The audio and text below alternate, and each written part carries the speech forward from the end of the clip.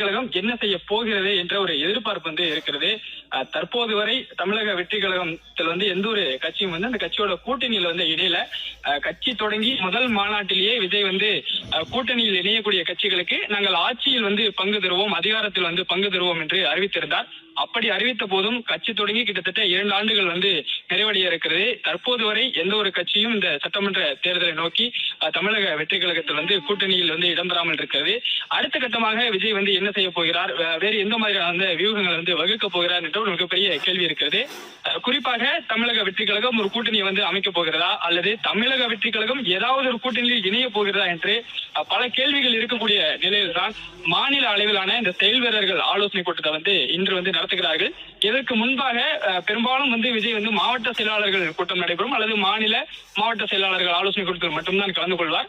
ஒரு நகர ஒன்றிய அளவிலான செயலாளர்கள் கூட்டத்தில் விஜய் இதுவரைக்கும் கலந்து கொண்டு